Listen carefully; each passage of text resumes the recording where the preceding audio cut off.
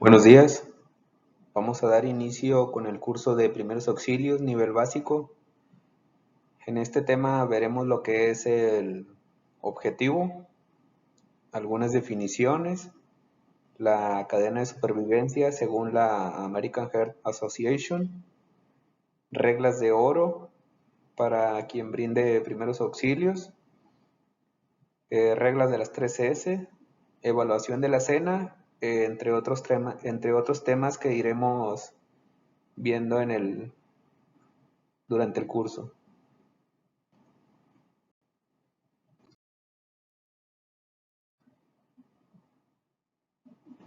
Bien, el objetivo de este curso básico de primeros auxilios es proporcionar los conocimientos más elementales para los integrantes de las brigadas y trabajadores en general en primeros auxilios, a fin de que adquieran las habilidades necesarias para proporcionar una ayuda eficaz a aquellas personas que han sufrido algún tipo de accidente, minimizando el riesgo que conlleva intervenir en una situación peligrosa. ¿Cuántas veces no hemos visto, escuchado, ya sea de primera persona o porque nos cuenta alguien más, alguien cercano, sobre de que iba en vía pública y se topó con una situación donde una persona se sintió mal o ocurrió un accidente y que la ayuda para esa persona no le llega lo más pronto posible, ya sea por la dificultad para accesar a ciertas zonas, ¿no?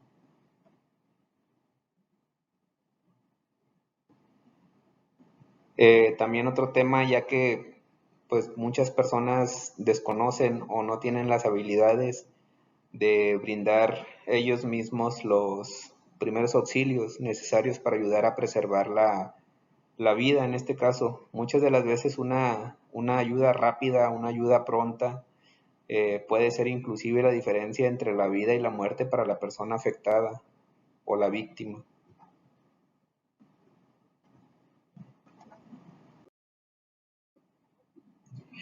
Objetivo de los primeros auxilios. Ok, el anterior era el objetivo general, es el objetivo de los primeros auxilios. El objetivo de los primeros auxilios básicamente podría resumirse en conservar la vida del accidentado, evitar complicaciones derivadas del accidente, tanto físicas como psicológicas, ayudar a la recuperación del accidentado y asegurar su traslado a la unidad hospitalaria más cercana. Bien, como lo menciona en esta diapositiva, lo primordial en el objetivo es conservar la vida del accidentado o accidentada para evitar complicaciones hasta que lleguen las atenciones prehospitalarias profesionales al lugar. Nuestro rol termina cuando llegan los profesionales de atención prehospitalaria. Hasta ahí, ya que lleguen ellos al área del accidente, si podemos darle referencia de cómo se encuentra la persona o la víctima, perfecto. Pero lo que nos corresponde a nosotros o lo que nos corresponde ya posterior de haber cursado este tema, ya que tengan el conocimiento y las habilidades, es ser un primer respondiente.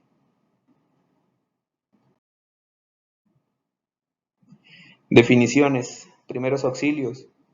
Consiste en la atención inmediata que se le da a una persona enferma, lesionada o accidentada en el lugar de los acontecimientos, antes de ser trasladada a un centro asistencial u hospitalario.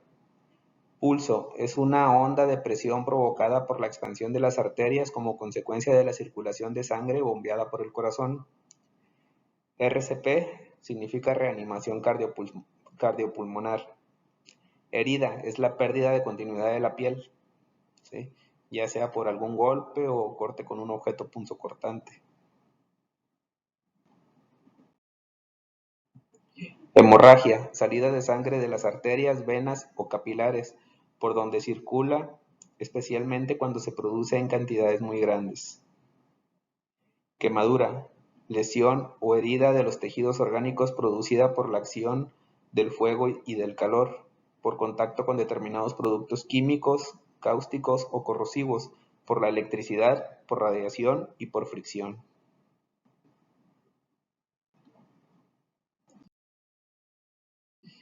Bien, vamos a ver lo que es la cadena de supervivencia, como les comentaba. Esto es establecido por la American Heart Association. Establece que la pediátrica es principalmente la prevención. ¿Ok? Ellos deben de tener siempre su cinturón y su asiento especial en caso de que sean muy pequeños.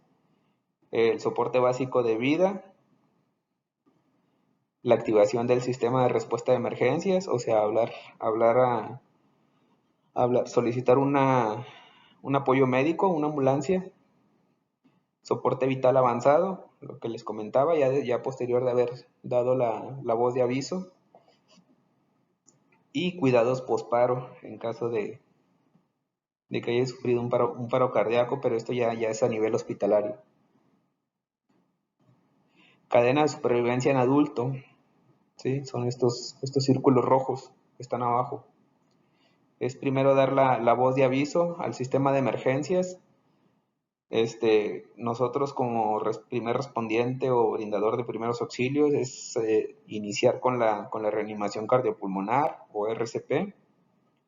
Si contamos con un desfibrilador a la mano y tenemos la capacidad y la habilidad de usarlo, lo aplicamos, esperar a que lleguen el servicio médico de emergencias y los cuidados posparo, ¿sí? Pues, igual, eso ya es hospitalario.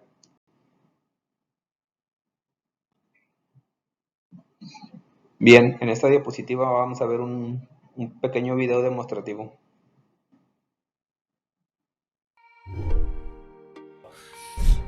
Hola, soy Hernán, instructor de Fundación Emergencias. Hoy te voy a contar cuáles son los pasos que debes llevar adelante para ayudar a una persona que está sufriendo un paro cardiorrespiratorio.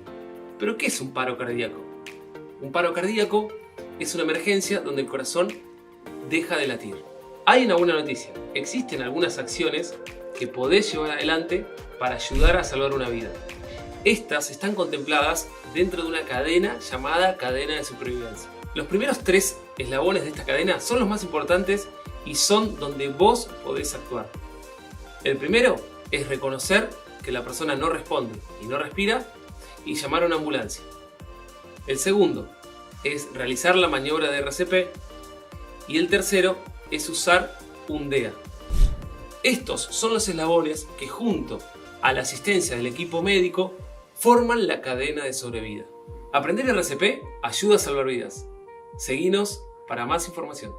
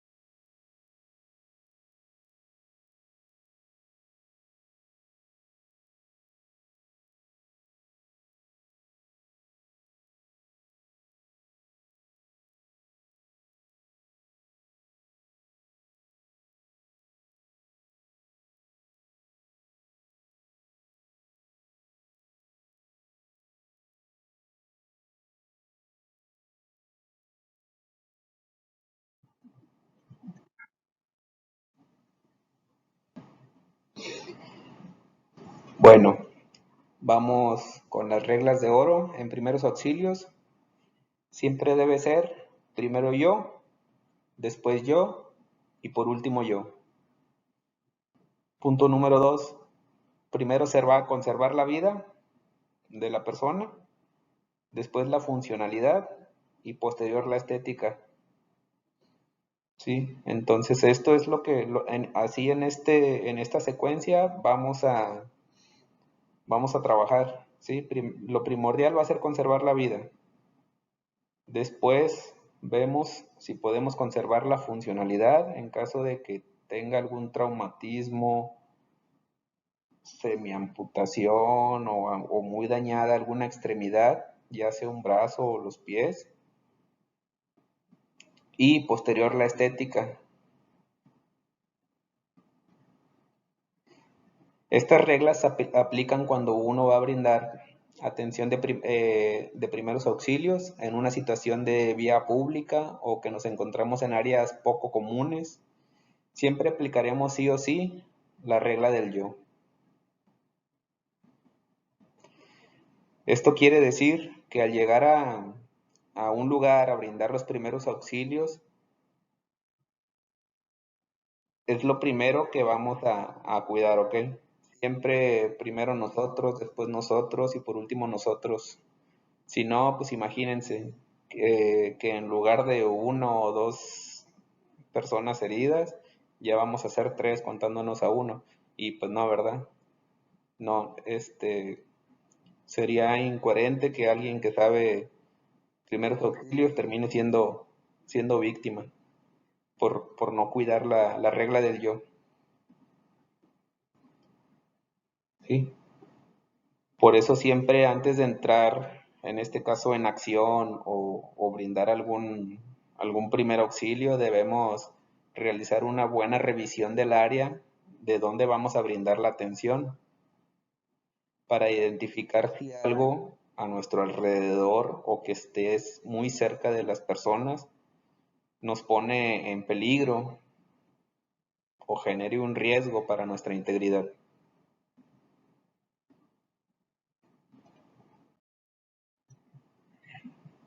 Regla de las 3S.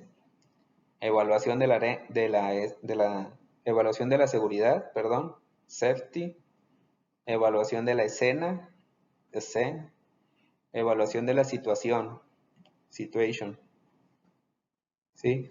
Vamos a trabajar nosotros cuando brindemos, como les comentaba en la diapositiva anterior, cuando lleguemos a una escena o a un área donde vayamos a brindar apoyo de primeros auxilios, siempre vamos a aplicar la regla de las 3S. Primero vamos a evaluar la seguridad, que nada nos ponga en peligro, la evaluación de la escena, qué tan segura es, y la evaluación de la situación, qué pasó, cómo pasó, cuántas personas heridas hay en caso de que sea más de una. Y también podemos aplicar lo que puede ser un triage. Quien esté más crítico, a esa persona es a la que le vamos primeramente a brindar la atención.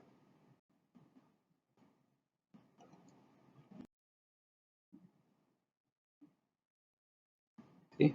Y pues aquí en esta imagen vemos lo que es un ejemplo, ¿no? de dónde deberíamos aplicar la evaluación de seguridad. Por lo regular en los choques no deberíamos acercarnos hasta no asegurar a ver que en caso de que el carro siga encendido, a apagarlo, desconectar la batería y podemos trabajar.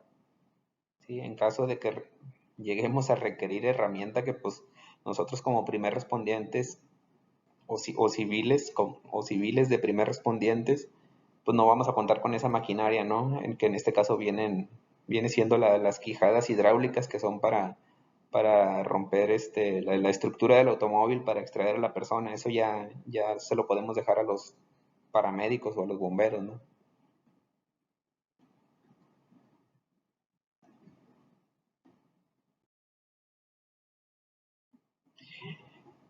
Evaluación de la escena. La evaluación de la escena siempre la vamos a hacer en forma de abanico, de derecha a izquierda. ¿Sí? Vemos el recuadro de la derecha, dice seguridad de la escena. Siempre vamos, como les comentaba en la diapositiva, una de las diapositivas anteriores, siempre vamos a revisar la seguridad de la escena, qué peligros hay, qué riesgos puede correr, el mecanismo de la lesión de la persona, si fue por traumatismo, contusión, si trae heridas por fricción, por abrasión, por algún contacto, ¿sí? El número de personas heridas, pero, aquí como lo marca abajo, y clasificarlo o hacer el triage de quién está más crítico, quién requiere primeramente la atención. Posterior vemos acá del lado izquierdo los recursos adicionales. Con los recursos adicionales se refiere a herramientas que nosotros pudiéramos utilizar para brindar una mejor atención, ya sea herramienta mecánica o herramienta personal, o sea, personas que estén ahí mismo. Nosotros podemos inclusive, cuando ya tenemos algo de experiencia en esto, darles indicaciones de que, oye, apóyame dando la voz de aviso, llama al sistema de emergencias. Oye, si estamos en algún accidente vial, oye, ¿sabes qué? Puedes hacer un poco ahí de abanderamiento para que el tráfico nos esté viendo que estamos aquí personas atendiendo a lesionados. Y pues por último, tomar las precauciones estándar.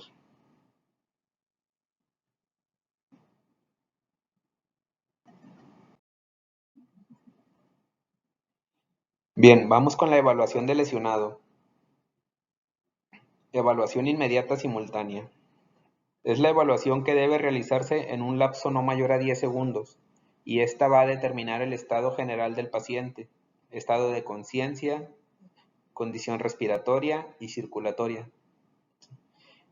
Como se menciona, inmediatamente que ya vamos a realizar una evaluación de la persona o de la víctima, no debemos tardar en revisar 10 segundos, si no tenemos mucha experiencia, entre 15 y 20 segundos. ¿Sí? Tratar de hacerlo lo más rápido posible para entre más rápido le estamos brindando ya la atención total, mejor para la persona.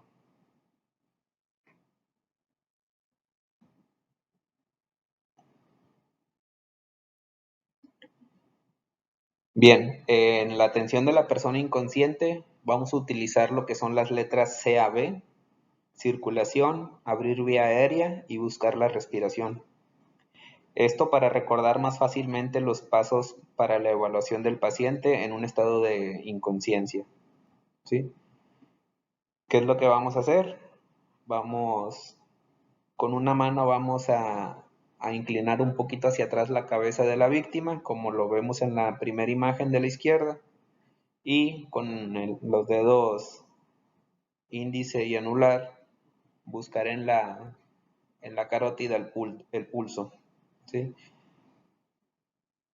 Aquí quisiera recalcar algo que pasa muy a menudo, de preferencia siempre tener un testigo cuando estemos brindando primeros auxilios, y más cuando estamos evaluando a la víctima, ya que al tener contacto con la víctima y estar realizando la revisión, muchas de las veces ah, malinterpretan el cómo estamos realizando la evaluación. Por ejemplo, al buscar el pulso en la yugular. En la yugular, si lo hacemos de manera cruzada, en este caso, si nosotros estamos de cierto lado de la víctima y lo hacemos de manera cruzada, puede llegar a dar la impresión de que lo estamos asfixiando, ¿no? Y la gente se queda con esa impresión y empiezan a hablar o a veces hasta agredir. Digo, si a los profesionales les pasa, que no nos vaya a pasar a nosotros, que pues, vamos a andar de civiles por lo regular, y si no tenemos mucha experiencia, pues bueno, ahí nos podríamos meter más que nada en un pequeño conflicto. Entonces siempre hay que tener un testigo ahí cerca que solamente hablarle y pedirle que se acerque y que sea testigo de que estás haciendo la revisión o la evaluación de la víctima, ¿sí? Ya en la imagen de la derecha, la persona está viéndole el tórax para ver si se expande o no, e identificar si está respirando.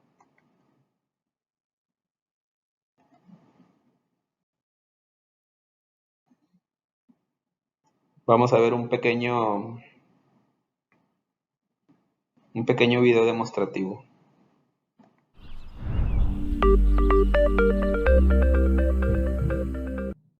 Nuestro corazón es un órgano maravilloso. Trabaja muy duro por nosotros cada segundo de cada día, entregando sangre y oxígeno a cada célula en nuestro cuerpo. Pero cuando un súbito paro cardíaco ataca, nuestro corazón repentinamente e inesperadamente deja de latir efectivamente y el flujo de sangre se detiene. Sin intervención alguna, el cerebro, órganos vitales y nuestro corazón comenzarán a morir. Comenzar resucitación cardiopulmonar es la única posibilidad de sobrevivir que tiene la persona. Las lesiones cerebrales comenzarán a manifestarse dentro de 4 minutos y después de 10 minutos, aquellas lesiones son irreversibles. El poder de salvar una vida está verdaderamente en tus manos. Practicar resucitación cardiopulmonar cumple 2 cosas esenciales. Primero, las compresiones mueven sangre oxigenada al cerebro para mantenerlo vivo. En segundo lugar, las compresiones mantienen la sangre y el oxígeno circulando al músculo cardíaco en sí mismo para que tenga la mejor posibilidad de reanudar un ritmo eléctrico normal después de administrar una descarga eléctrica. Al comenzar las compresiones, usted está creando un bombeo artificial y está haciendo el trabajo del corazón manualmente. Con cada compresión efectiva, usted está incrementando la presión en el sistema, la cual facilitará la circulación de sangre a través del corazón y hacia el cerebro. Toma tiempo para hacer que la sangre circule gracias a la resucitación cardiopulmonar. Entonces es muy importante el empujar fuerte y rápidamente para incrementar la presión que mantiene la sangre fluyendo al cerebro. El empujar hacia abajo, con compresiones de al menos 2 pulgadas de profundidad, permite que el corazón sea comprimido y que la sangre salga. El efectuar las compresiones a un ritmo de 100 a 120 por minuto es necesario para mantener la sangre circulando. Veamos qué sucede cuando retiramos nuestras manos del pecho. La sangre deja de circular al cerebro. Es por esta razón que si usted retira sus manos del pecho para administrar respiraciones o para cambiar roles, es esencial minimizar tiempo fuera del pecho. Mire lo que sucede cuando las compresiones no son lo suficientemente profundas. La sangre no llega al cerebro. Lo mismo sucede si las compresiones no son lo suficientemente rápidas. Mire lo que sucede cuando empujamos muy rápidamente. El corazón no tiene tiempo para volverse a llenar de sangre, por lo tanto no se bombea suficiente sangre.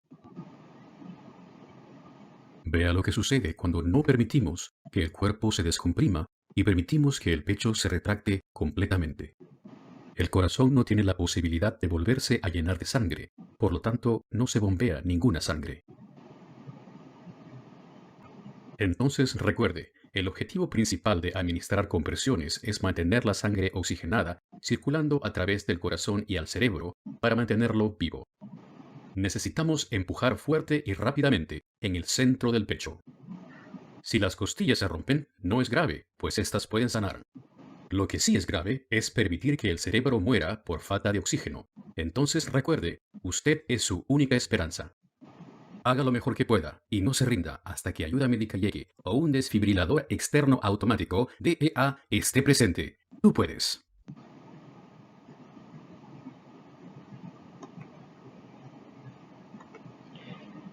Bien, ya habiendo visto este video, cabe aclarar que hay que tener también mucho cuidado e identificar de la mejor manera cuando en realidad una persona necesita la atención con RCP. Por eso hay que evaluar muy bien a la misma persona o a la víctima si está inconsciente, que no presente frecuencia cardíaca y que no respire para nosotros poder iniciar el RCP. Porque muchas de las veces la persona solo está inconsciente, pero respira y tiene su pulso. Entonces, cuando lleguemos a brindar la primera atención, hay que evaluar estas 3 cosas. El estado de conciencia, si está consciente o no, si respira o no, si tiene pulso o circulación o no. ¿Sí? Si no tiene ninguna de esas 3, podemos iniciar con la RCP.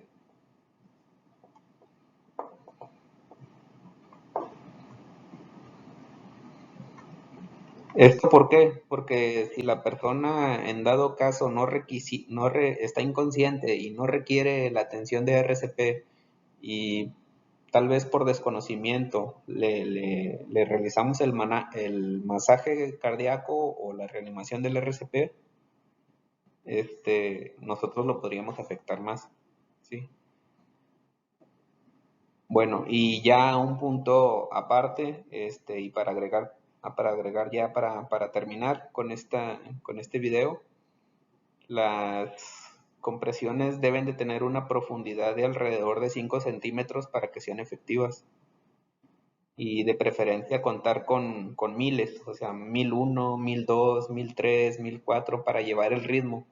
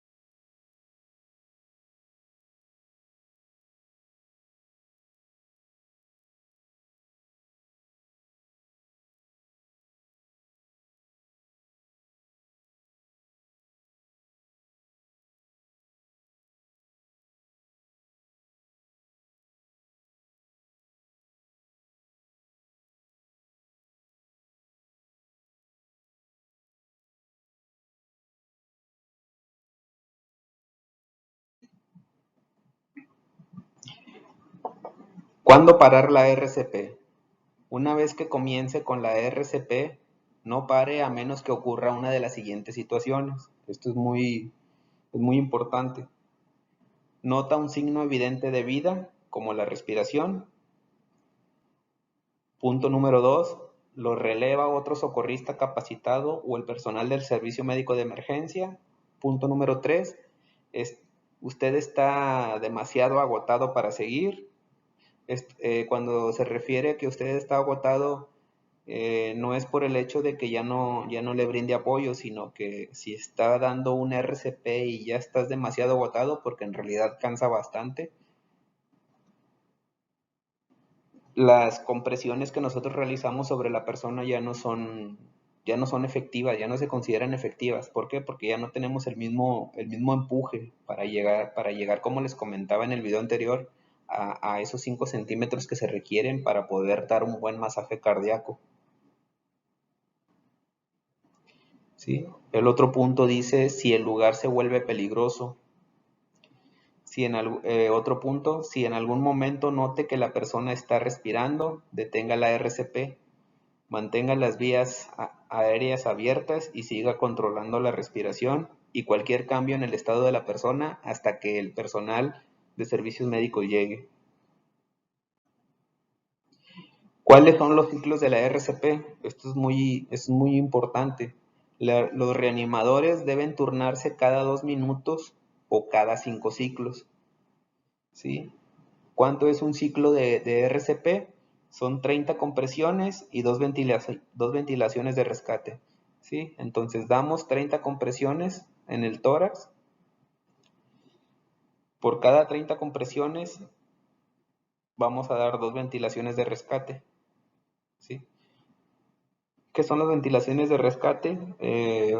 Para hacerlo más sencillo, pues es la respiración boca a boca.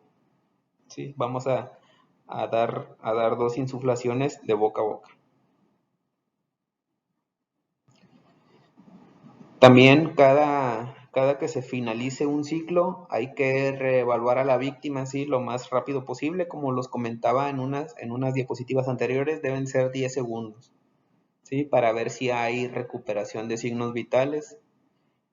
En el total de los ciclos, las compresiones deben de ser entre 100 y 120.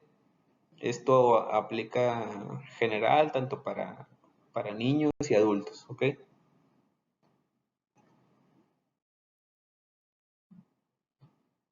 Ahora bien, vamos a ver un video demostrativo del uso del DEA para quienes tengan ahí en sus lugares de trabajo o cuenten con alguno o tengan la facilidad de conseguir alguno.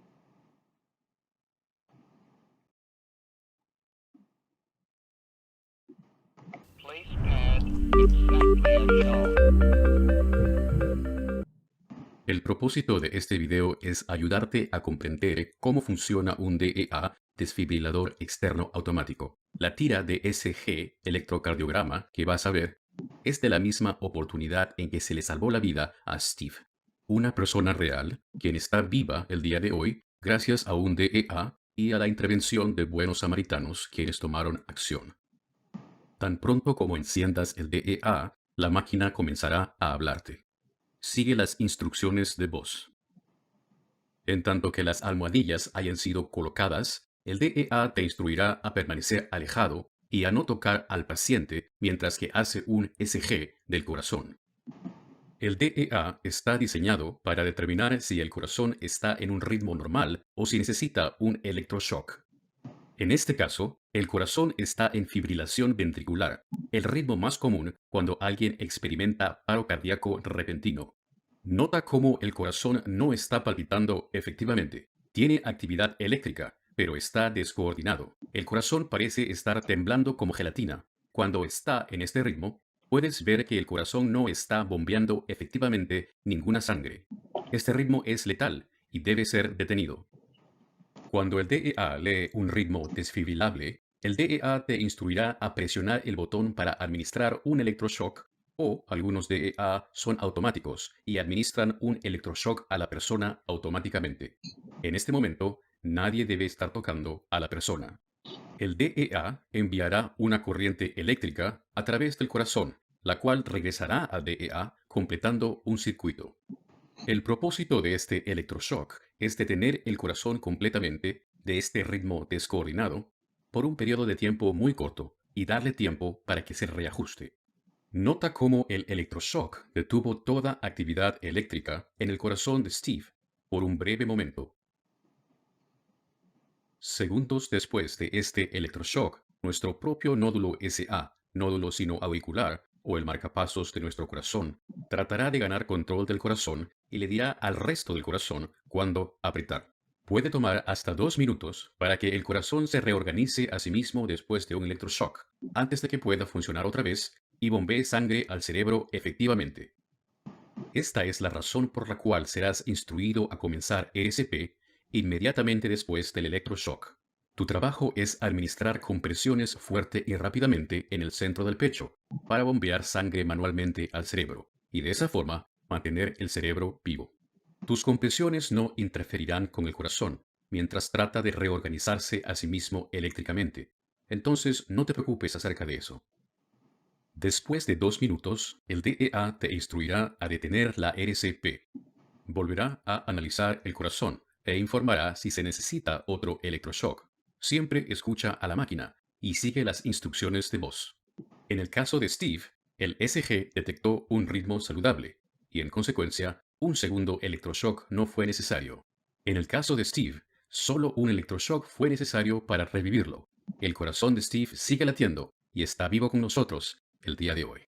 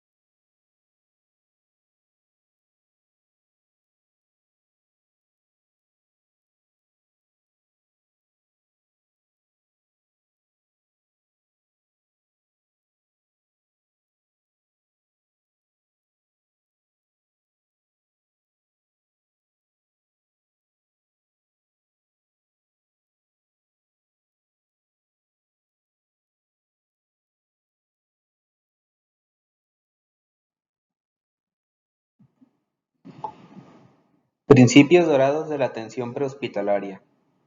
Garantizar la seguridad de los proveedores de atención prehospitalaria y del paciente. Valorar la situación de la escena para determinar la necesidad de recursos adicionales. Reconocer la física del trauma que produjo las lesiones. Usar el enfoque de revisión primaria para identificar condiciones que amenacen la vida.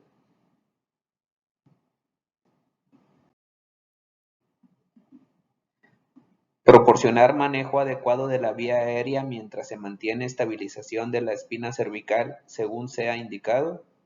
Apoyar la ventilación y entregar oxígeno para mantener una saturación mayor o igual a 94%. Controlar cualquier hemorragia externa significativa.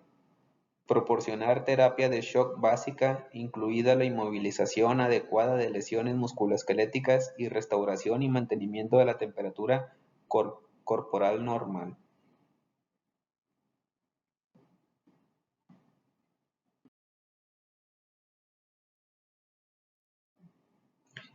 Para pacientes con lesiones traumáticas severas, iniciar el transporte hacia la instalación adecuada más cercana tan pronto como sea posible después de que llegue a la escena el servicio médico de emergencia. Iniciar sustitución intravenosa de fluido tibio en ruta hacia la instalación receptora. Verificar el historial médico del paciente y realizar una revisión secundaria cuando los problemas que amenacen la vida se hayan manejado satisfactoriamente o se hayan descartado. Proporcionar el alivio adecuado al dolor. Proporcionar a la instalación receptora comunicación amplia y precisa acerca del paciente y de las circunstancias de la lesión. Estos son los principios básicos de la atención prehospitalaria. Aplican un poco más para el personal ya un poco más profesional, ¿no? Que son los paramédicos o del servicio médico de emergencias, que son los que llegan al área del accidente o de la escena y lo trasladan al servicio médico de atención mayor o al hospital. Ahora vamos con signos vitales. Vamos a ver lo que son los parámetros. En este caso vamos a ver el pulso. Debe ser entre 60 a 80 pulsaciones por minuto. ¿Sí? Si nosotros tomamos el pulso de una persona, debemos de contar que por minuto esté entre 60 y 80. ¿Sí? Puede ser 65, puede ser 70, 78, 73. Debe de ser en ese rango, debe de andar mínimo 60, máximo 80. Si está un poco más elevado, pues bueno, podemos indagar un poco más. Si la persona está consciente, podemos indagar un poco más preguntándole si toma algún medicamento, si padece alguna enfermedad del corazón, ya que eso es lo que podría provocar que esté un poco más elevado el pulso, ¿sí? También puede ser por la misma adrenalina del accidente que acaba de pasar, ¿no? La tensión arterial, la presión o tensión arterial debe de andar en 120-80, 110-80, máximo 130-80, ¿sí? Esos son los rangos normales, ¿sí? Igual, si dependiendo también la complexión de la persona, si es muy bajita y delgada la persona, pues puede manejar una presión arterial un poco más baja. Si la persona es un poco más robusta y alta, puede manejar inclusive los 130-80 o un poquito más, pero ya se está considerando como presión alta, ¿sí? Ya si vemos que pasa de 130-80, ya podemos sospechar de que la persona padece presión alta. Igual podemos indagar si ya está diagnosticada o si tenemos el porqué o si también se le subió la presión por la adrenalina, por la misma adrenalina que trae de la impresión del accidente que le haya ocurrido, ¿sí?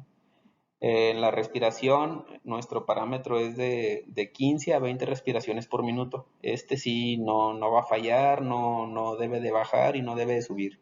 Si baja o sube, pues bueno, ya tenemos ahí ya tenemos ahí un problemita en el cual sí deberíamos de indagar sí o sí, porque la respiración eso se debe de mantener. La temperatura corporal siempre debe ser entre 36.4, máximo 37. La saturación de oxígeno, eso siempre debe ser entre 94 como mínimo y 99%, ¿sí? Esto se mide con un pulsoxímetro, que es un aparatito pequeño que se pone en el dedo índice y marca lo que es la frecuencia cardíaca y la saturación de oxígeno. Y ahí nos vamos a dar cuenta cuánta oxigenación le está llegando a los pulmones.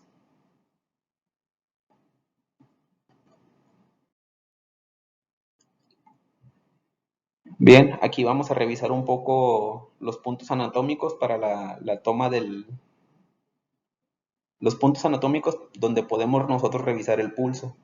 ¿Sí? El punto número 1 viene siendo en la vena temporal, en la carótida, en el área braquial, que viene siendo donde está el conejo o el húmero, el hueso húmero, para que me entiendan.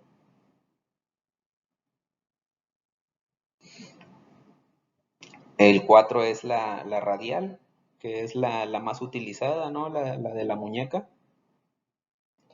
La 5 es la femoral, también se puede tomar ahí el pulso, pero es un poco, pues, no muy vistoso y no muy incómodo tanto para uno como para la víctima, ¿no? Pero en caso de que todos los demás puntos estén no disponibles o no estén disponibles, vaya,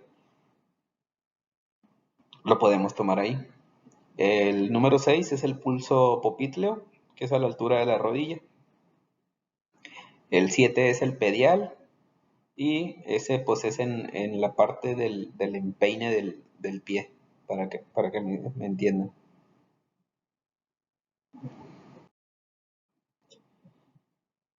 Ahora bien, vamos con lo que es el OVACE.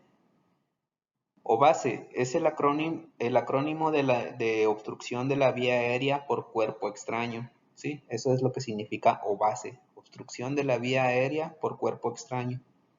Es lo que comúnmente se conoce como atragantamiento por un objeto, un trozo de comida o de algún otro. Ese objeto, en lugar de ir por el esófago, va por otro camino, que es el de la vía aérea. ¿Sí? Y la imagen que vemos ahí abajo, como su texto lo dice, es la señal universal para el ahogamiento o atragantamiento, ¿sí?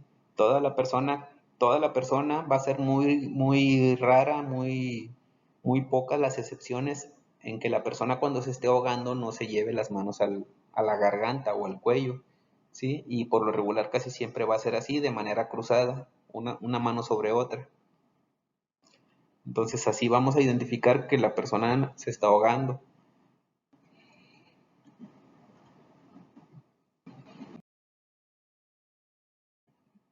Vemos aquí lo que es la técnica de barrido. Esto se hace ya cuando la persona está inconsciente o que cayó en estado de inconsciencia y no pudo arrojar en su totalidad el objeto. ¿Sí? La técnica de barrido es, primero vamos a abrir lo que es cavidad bucal, empujando la cabeza hacia atrás de la frente y haciendo tracción con la otra mano de manera contraria en la quijada, ¿sí? O de los dientes de la parte baja para poder abrir la cavidad bucal y nosotros tratar de ver si el objeto es visible o si se observa a simple vista. ¿Sí? Si no se observa a simple vista, no es necesario hacer la técnica de barrido. Es solamente si haciendo esto de la inspección bucal, desde ahí se observa el objeto, nosotros aplicamos la técnica de barrido. ¿Cómo lo vamos a hacer? Haciendo un gancho con el dedo índice y introduciendo ese dedo hacia la garganta de la persona para tratar de sacar el objeto.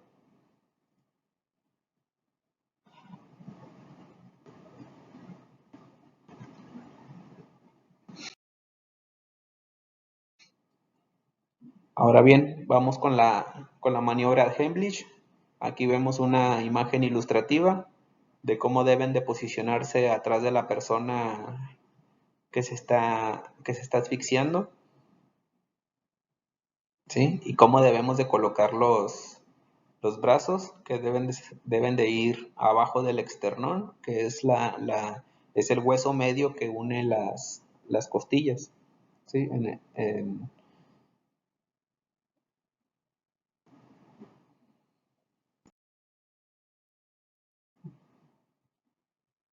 Aquí vemos una imagen ilustrativa de lo que es la maniobra de Heimlich en uno mismo. Vamos a colocar las manos en la misma posición, ¿sí?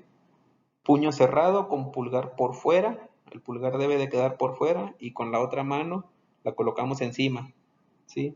Pero en este caso, como estamos nosotros solos y nos lo vamos a hacer a nosotros mismos, por eso la imagen está de esta manera. Entonces aquí el señor o la persona se está apoyando en una silla para hacerse la compresión, ¿sí? Con la fuerza suficiente para lograr hacer que nosotros mismos o que el apalancamiento con la silla nos sirva de apoyo para tratar de arrojar el objeto que nos está haciendo la obstrucción de la vía aérea.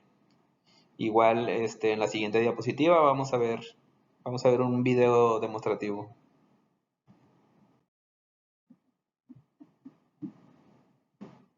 Hola a todos, ¿qué tal? Esperando que estén muy bien. Vamos a ver en este video la maniobra de Heimlich, que por cierto, esa es la pronunciación correcta porque está en alemán. La mayoría dice Heimlich, pero bueno, se entiende de qué se trata. Esta es una maniobra utilizada para tratar el atragantamiento agudo total, es decir, cuando entra un objeto en la vía aérea, este puede generar una oclusión parcial o total. Cuando es parcial, es decir, deja parte de la vía permeable, el paciente puede emitir cierto quejido respiratorio, cierto estridor, también puede toser.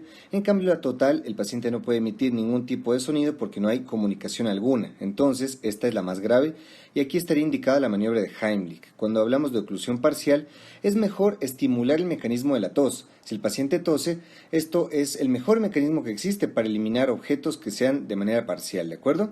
En este video vamos a revisar la técnica correcta en el adulto, en el niño, en el bebé y también en ti mismo por si acaso tú te atragantes y no tengas nadie a tu alrededor que te ayude, ¿de acuerdo? Así que vamos a ver cómo se hace. Bueno, aquí les presento a la familia Heimlich. Aquí tenemos al señor Heimlich, al hijo mayor Heimlich y al pequeño bebé Heimlich, ¿de acuerdo? Imagínate que los tres estaban almorzando en un restaurante y de repente los tres se atragantaron al mismo tiempo. Entonces vamos a ver la maniobra en cada uno para salvarles la vida. Entonces, primero vamos con el señor Heimlich. Las primeras manifestaciones que hace el paciente con atragantamiento son llevarse las manos al cuello, también puede hacer una facies de angustia, puede haber un poquito de cianosis en los labios. El paciente desesperadamente mira hacia los lados por ayuda, entonces tú te colocas detrás del paciente, la mano derecha la pones en puño, la mano izquierda la pones por delante de esta mano y ese es un movimiento fuerte hacia atrás y hacia arriba, en el abdomen, con la intención de expulsar el aire. Entonces colocas la mano por detrás, haces la maniobra y sale la obstrucción. Así es como se debe realizar. Ahora lo vamos a ver desde lateral. Vamos a colocar otra vez el objeto extraño y como viste el movimiento, pones la mano debajo de los rebordes costales, ¿verdad? Y haces un movimiento fuerte hacia atrás y hacia arriba para que salga el objeto. También nos puede pasar que el objeto no sale, como es el caso de este paciente. Si el objeto no sale después de aplicar varias maniobras, el paciente pierde la conciencia y cuando pierde la conciencia lo que está indicado es hacer RCP. Aquí tenemos que iniciar las 30 compresiones para luego pasar a las 2 respiraciones y así hasta que llegue el servicio de emergencia.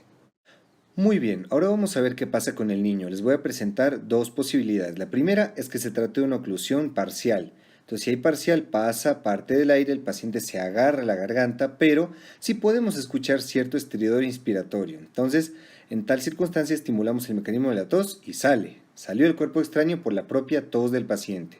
Ahora vamos a simular qué pasaría si fuera un atragantamiento total. Entonces aquí el paciente se sujeta, no se escucha nada. Entonces aquí es un total, vamos a hacer la maniobra de Heimlich. La única diferencia con el adulto es que tenemos que elevar al niño o nosotros colocarnos a su estatura. Hacemos la misma maniobra y sale el cuerpo extraño. La única diferencia sería esa, ponernos en una posición favorable para la estatura del niño. Así se vería de manera lateral. Y si es que el niño no responde, no funciona, pues al igual que el adulto tendríamos que iniciar las maniobras de RCP, ¿de acuerdo? Muy bien, si se trata de un bebé, lo primero que tenemos que hacer es estimular su reacción. Si es que el bebé no responde, también podemos estimularlo golpeando la planta de sus pies de esta manera. Y si esto no funciona, entonces tenemos que aplicar la maniobra. Vamos a colocar nuestra mano derecha con forma de V. Esto es para sujetar muy bien el mentón del niño durante la maniobra.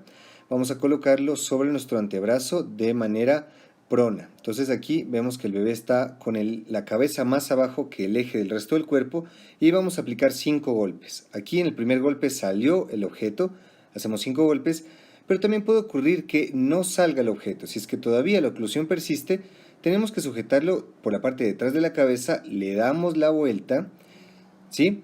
Vamos a trazar una línea imaginaria entre sus dos pezones para hacer compresiones con 2 dedos. Vamos a hacer 5 compresiones. 1, 2, 3, 4, 5. Ahí otra vez del mentón hacia abajo y 5 golpes. Vamos a seguir repitiendo esta maniobra hasta que pasen dos cosas.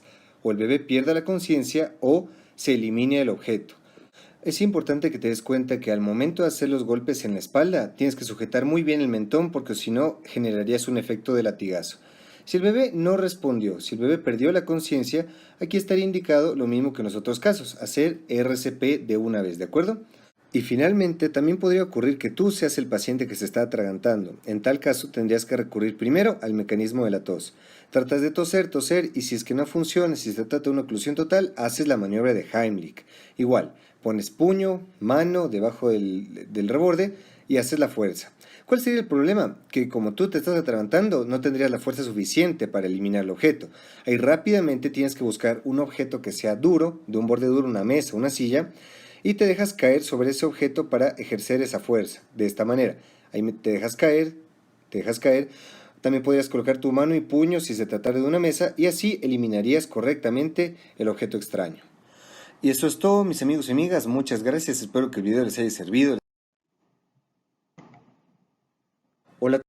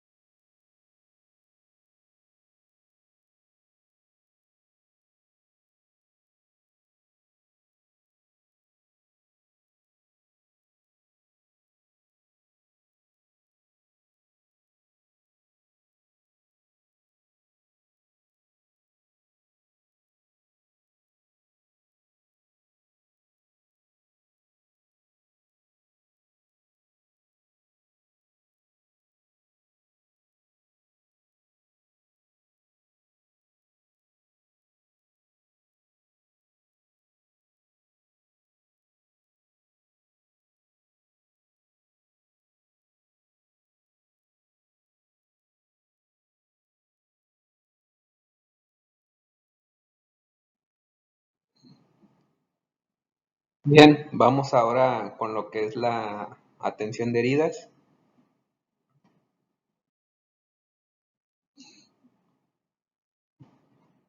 ¿Cuáles son los tipos de heridas? De amputación, abulsión, lesión por aplastamiento, por un objeto punzante, por una abrasión o por una laceración. ¿Sí? Estos son los tipos de herida que existen. Y ahí pues tenemos una imagen ilustrativa.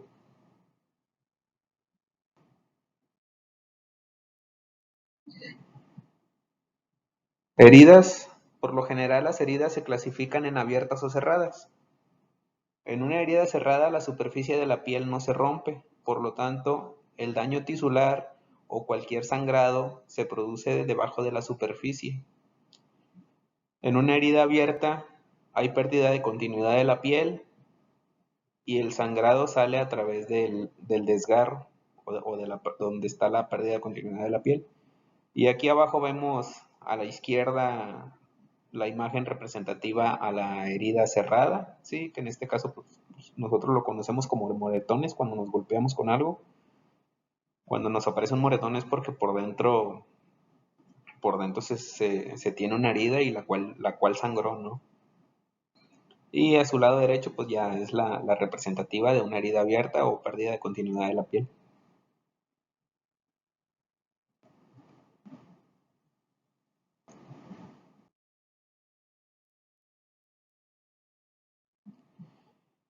Bien, para la atención de heridas, los pasos a seguir para realizar limpieza y protección de la herida. Realizar limpieza de la herida con agua y jabón si no se tiene a la mano agua oxigenada o el isodine. Utilizar gasa o apósito para la limpieza de la herida. Esta debe ser impregnada de jabón, isodine o agua oxigenada, ¿sí? Para realizar la primera limpieza. Colocar la gasa o apósito sobre la herida. ¿Sí? Esto ya posterior a haber hecho la limpieza se coloca una gasa o un apósito limpio. Realizar vendaje para mantener bien fija la gasa y evitar infección al proteger la herida. ¿Sí?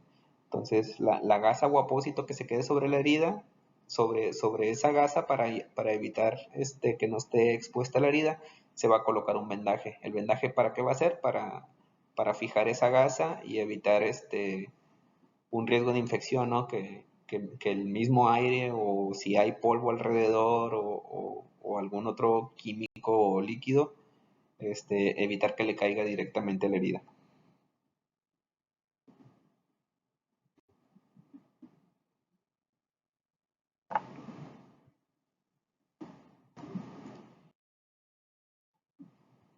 ¿Cuáles son los tipos de quemaduras? ¿Sí? Aquí como la primera imagen lo dice, existen 3 capas de la piel, que son la epidermis, dermis, y por lo regular la última capa de la piel la conocemos como subdermis, ¿sí? O hipodermis, como ahí viene en el texto. ¿Sí? Entonces, la quemadura de primer grado, existe quemadura de segundo grado y la quemadura de tercer grado. ¿Sí?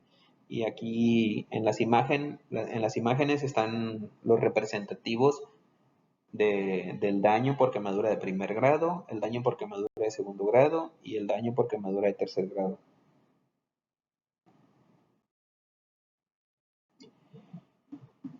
Bueno, tipos de quemaduras. Hay 3 niveles de quemaduras, como la imagen anterior lo representaba. Las quemaduras de primer grado afectan solo la capa externa de la piel, causan dolor, enrojecimiento e hinchazón.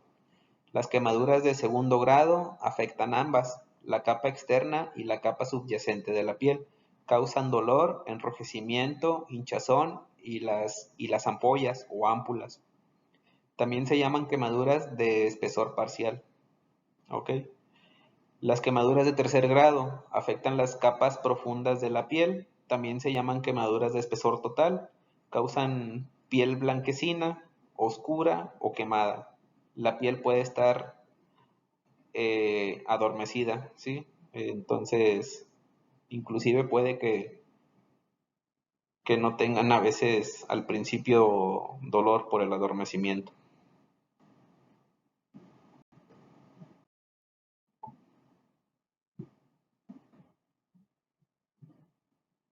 Atención de quemaduras. ¿Qué hacer? Primeramente, colocar en la parte afectada compresas frías o a chorro directo agua fría. Cubrir la quemadura con apósito o gasa estéril sin realizar presión. ¿Sí? Cabe aclarar aquí que el apósito o la gasa deben estar húmedas para evitar que se adhieran a la piel o al área afectada. ¿Sí? No tocar una quemadura con nada que no sea con cubierta limpia. ¿Sí? Entonces todo debe ser lo más desinfectado posible, porque al ser una quemadura, ya sea me refiero a quemaduras de segundo o tercer grado, hay capa de la piel expuesta, inclusive puede ser músculo expuesto, entonces hay que tratar de ser lo más higiénicos posible para evitar una infección. ¿Sí? No trate de limpiar una quemadura grave, no reviente las ámpulas, no utilice ningún tipo de ungüento sobre una quemadura grave.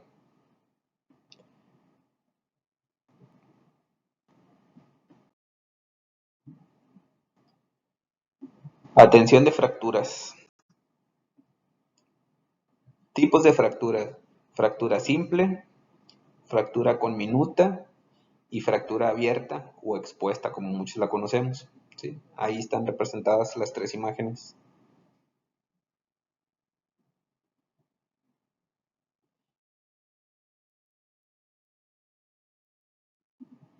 Definición. Las fracturas es una descontinuidad en los huesos a consecuencia de golpes, fuerzas o tracciones cuyas intensidades superen la elasticidad del hueso.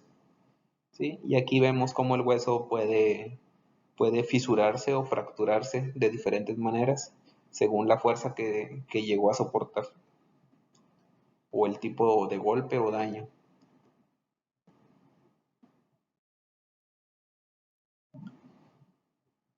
Atención de fracturas. ¿Qué buscar? Siempre sospeche que existe una lesión grave si se presenta alguna de las siguientes señales. Una de las señales más comunes cuando hay una lesión en una articulación es el dolor. Hay moretones e hinchazón considerables. La articulación presenta deformidad. La persona no puede usar la articulación con normalidad. El área lesionada está adormecida o con hormigueo. Suena o siente como los huesos frotan. ¿Sí? Nosotros en este último punto, como profesionales de la salud, le llamamos la famosa crepitación o crujimiento, ¿sí? Pero eso nosotros lo hacemos al explorar al paciente. Cuando el paciente nos dice, es que no siento la muñeca y no puedo moverla y nosotros observamos que la muñeca tiene deformidad o no está de la manera natural que debe estar, empezamos a hacer palpitación con nuestras manos, tratando obviamente de hacer la exploración lo menos dañina posible, porque pues obviamente el área va a estar muy sensible, pero tratando de sentir la continuidad del hueso o la discontinuidad, o en este caso la crepitación, la famosa crepitación.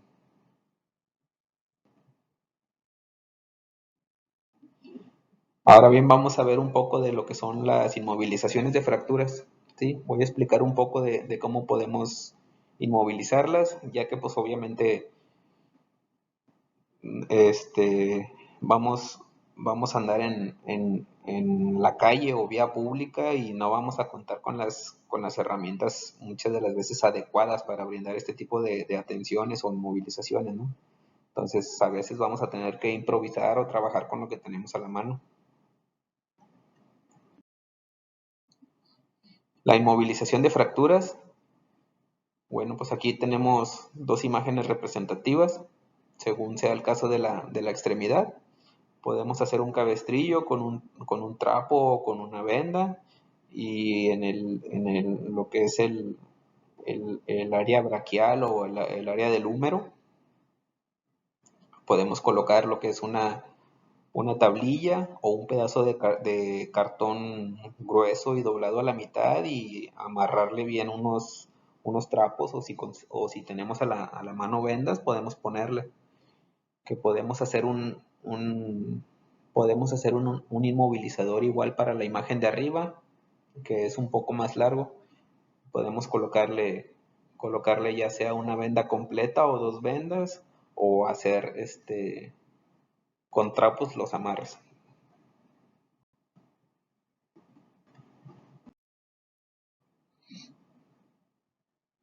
Ahora bien, vamos a ver lo que son las atenciones a hemorragias y los tipos de estas. Tipos de hemorragia, viene siendo 3 tipos, como lo mencionaba. Puede ser arterial, venosa o capilar. ¿Sí? La más grave, obviamente, siempre va a ser la hemorragia arterial, ya que esta es de un sangrado abundante y sale con mucha fuerza, debido a que están enlazadas directamente al corazón. Por otra parte están las hemorragias venosas. En estas la sangre es un poco más oscura y no sale con tanta presión, ¿sí? Aunque sí de manera más continua, ¿sí? La última hemorragia es la capilar. Esta es la más común cuando nos hacemos algún raspón por fricción con algo, o nos tallamos con algo, ¿no? Ese es el sangrado capilar. Esto se refiere a que se rompen los vasos sanguíneos que se encuentran debajo de la capa de la piel. Y pues con el sangrado capilar, pues igual con las atenciones que tenemos en casa, con un botiquín que tengamos en casa, eso lo atendemos mucho más rápido, ¿sí? Al igual que el sangrado venoso, ¿no?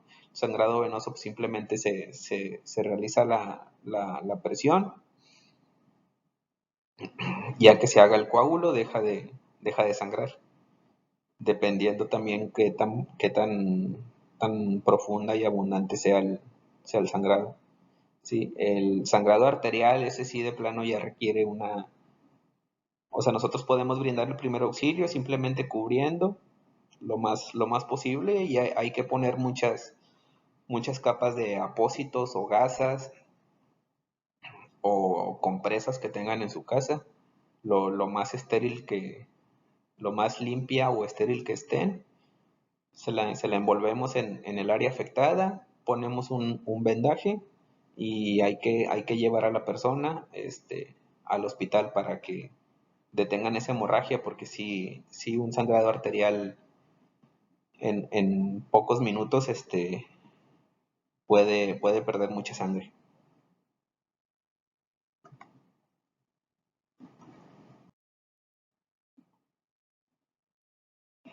Atención de hemorragias. Como la imagen lo dice, hay que aplicar presión directa sobre la herida con apósito o gasa. Aplique un apósito más si es necesario, en caso de que el primer apósito ya se haya mojado o absorbido la sangre. Sostenga el apósito con un vendaje compresivo, como les comentaba, principalmente para que no se muevan y estén haciendo presión sobre la herida.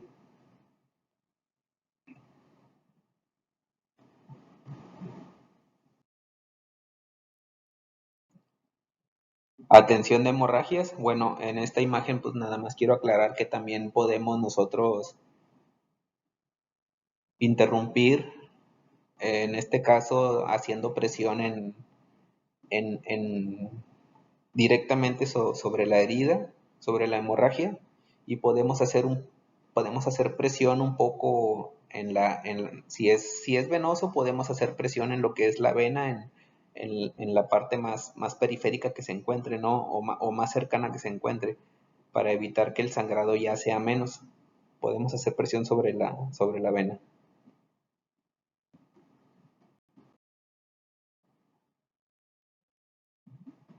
Si tenemos a la mano un torniquete, también podemos aplicarlo. Aquí este tema a veces en los profesionales de la salud ha habido discrepancias ya que hay quienes sí están de acuerdo con su uso y están quienes no, ya que la aplicación del torniquete en una hemorragia o amputación es algo que se tiene que tener demasiado cuidado para para dejar que se irrigue la extremidad, como en este caso la imagen lo representa. El torniquete se aplica arriba en un área cercana a la herida. Esto es para hacer presión, como les comentaba en la imagen anterior, para hacer presión en un área periférica o más cercana a la herida para que la hemorragia sea menos abundante o se detenga en su totalidad, que es la función del torniquete. ¿Sí? Entonces, para el manejo del torniquete hay que ponerlo y cada 3 minutos hay que aflojarlo un poco para que siga corriendo sangre a la extremidad y no afectemos toda la extremidad de la persona o en este caso todo el pie, ¿sí? Porque también seamos conscientes que estamos cortándole la circulación de la rodilla para abajo. Entonces de la rodilla para abajo no va a haber circulación, entonces por eso cada 3 minutos debemos estar aflojando el torniquete, ¿sí? Esto lo podemos hacer por 1 minuto y otra vez podemos ajustar. Pero igual, esto como les comento, esto es más para personas un poco más con más expertise.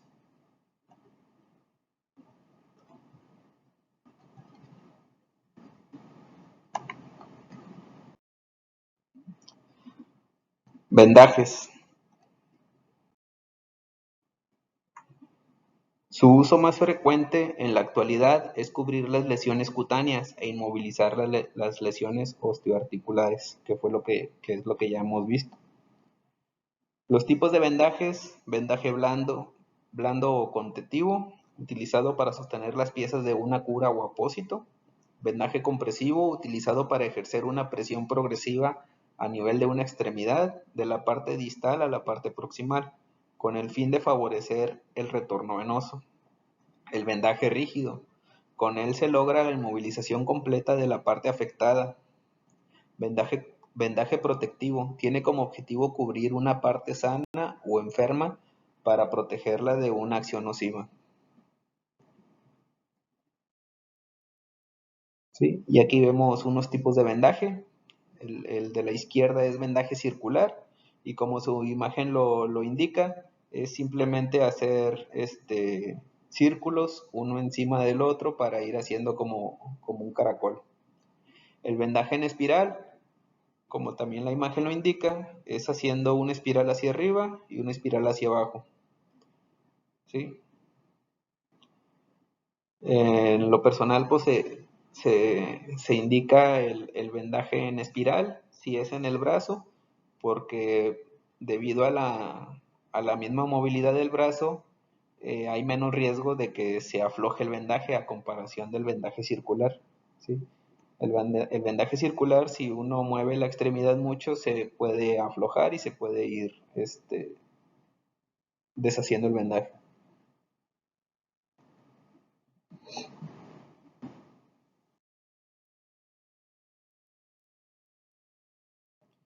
Aquí tenemos lo que es el vendaje en 8, es más utilizado para las articulaciones, en este caso rodilla o codos, ¿sí? Es para darles ahí el soporte y ayudar a la protección de los mismos.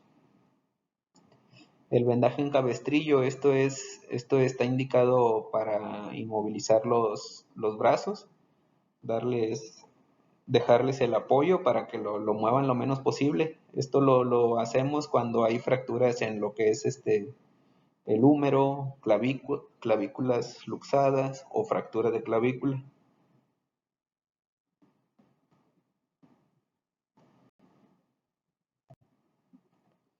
Bien, ahora vamos a ver lo que es la inmovilización del paciente.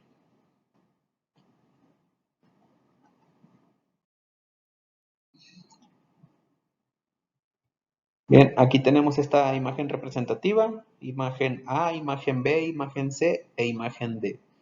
¿Sí? Cuando nosotros llegamos a evaluar la escena y verificamos que la persona solo está inconsciente, Entonces nosotros no sabemos qué tipo de daños tenga la persona, porque pues obviamente no podemos preguntarle si siente dolor en ese momento o no, pues la persona está inconsciente en su totalidad. Entonces lo que hacemos nosotros es llegar, le llamamos sostener cervicales, como la primera imagen lo indica. Con ambas manos vamos a tratar de cubrir lo que es el área de las orejas, y con los dedos mantener traccionada la mandíbula, ¿sí? E ir despacio dándole posición natural a la cabeza, como en la segunda imagen, ¿sí? ¿Esto para qué? Para pasar a la imagen C, que es la colocación del collarín, en caso de que contemos con uno. Y si no contamos con uno, podemos improvisar con un trapo o, o con algo que tengamos en casa que pueda mantener en esa posición que queremos, el cuello o las cervicales. Bien, igual en la siguiente diapositiva vamos a ver un video mejor explicado.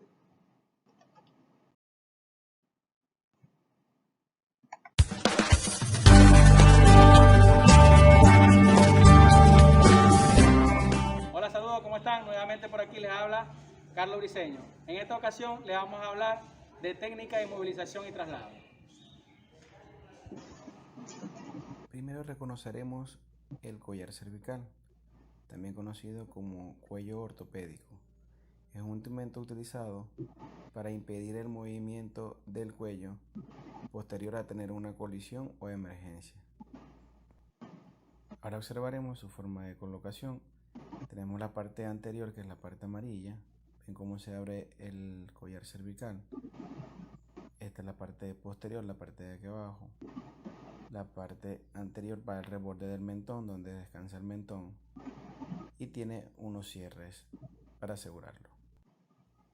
Las férulas son utilizadas para atender fracturas mayormente de miembros superiores e inferiores. Él nos permite movilizar la fractura en una sola estructura y mayor control para trasladar al paciente.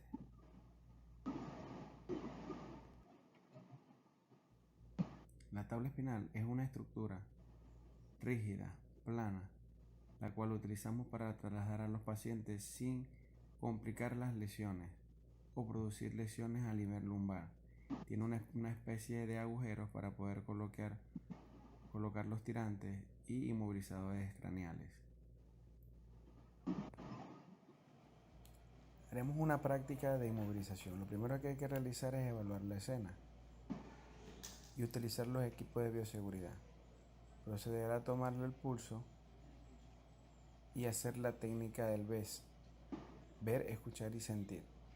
Después de verificar que el paciente tiene pulso y respira, se hace un control craneal. Se puede hacer con las piernas o con equipos de inmovilización.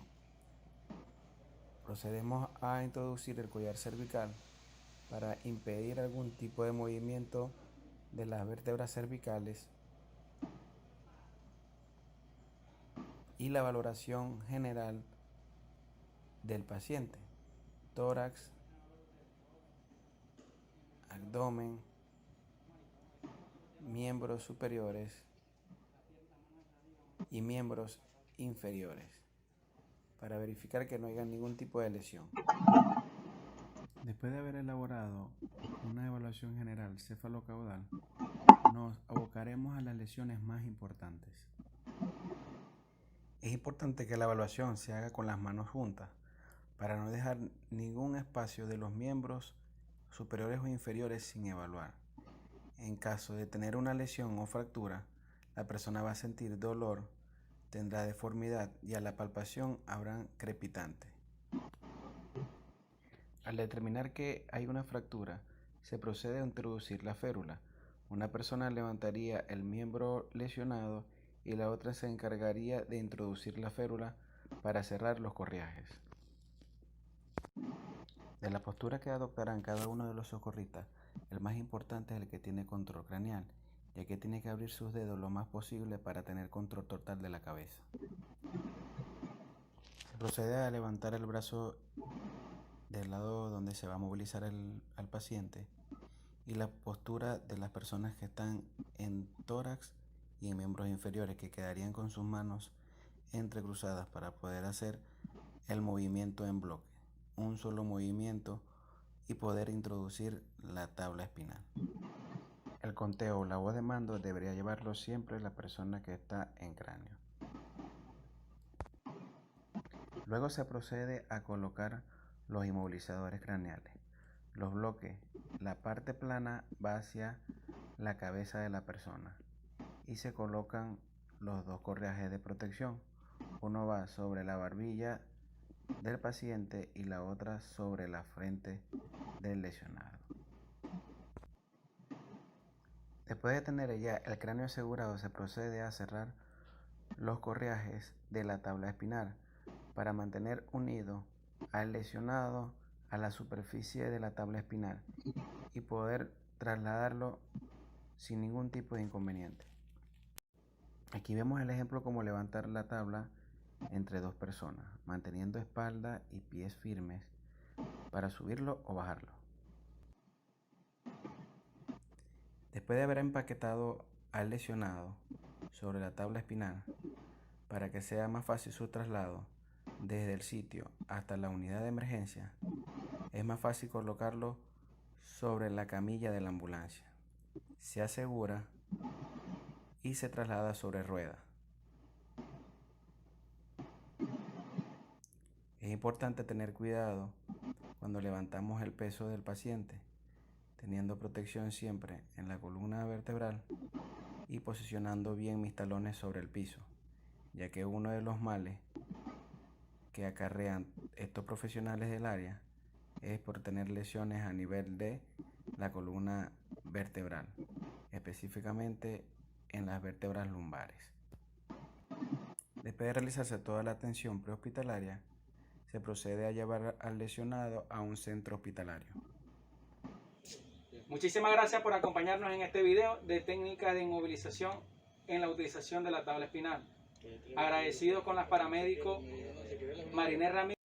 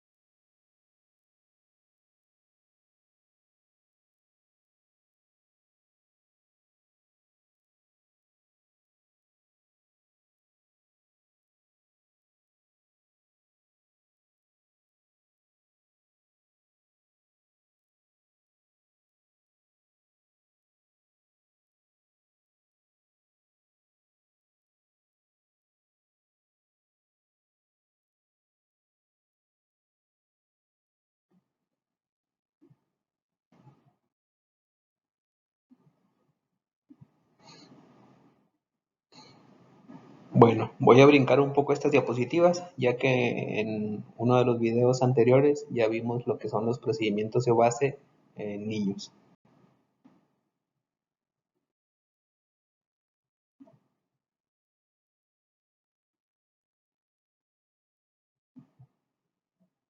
Ahora bien, vamos a ver lo que debe de haber en un botiquín básico, ¿sí? En este caso me voy a enfocar en un botiquín básico para el hogar, ya que si queremos armar un botiquín para atención de primeros auxilios en- para traerlo en caso de accidentes en vía pública, pues bueno, debemos de meter mucho material, ¿sí? Entonces, en este caso me voy a enfocar en un botiquín básico que debemos de tener en el hogar.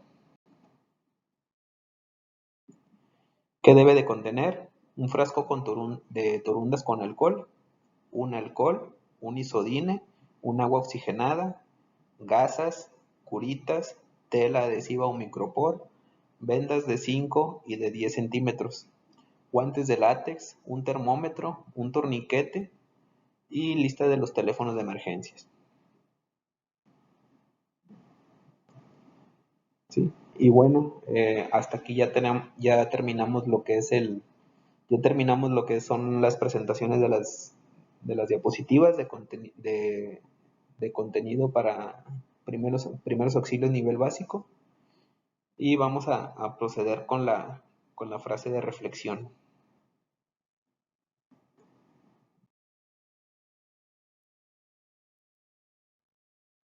Esta es nuestra frase de reflexión, perdón. Los primeros minutos en una emergencia marcan la diferencia entre el éxito y el fracaso. ¿Sí? Esta frase hace referencia a que si se brinda una pronta y adecuada atención de primeros auxilios, a una persona puede influir entre la vida y la muerte.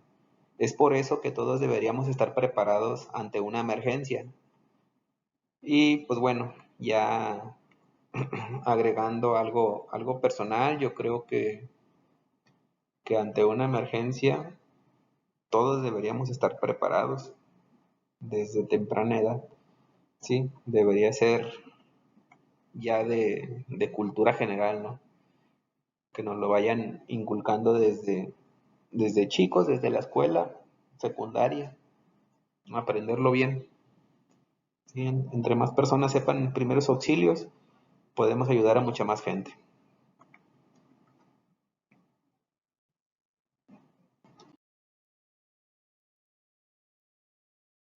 Muchas gracias por su atención y bueno, aquí una imagen representativa, sea un héroe, salve vidas. Primeros auxilios para todos en todo lugar. ¿Sí? Y aquí están mis datos de contacto para quien guste solicitar la constancia de habilidades o DS3.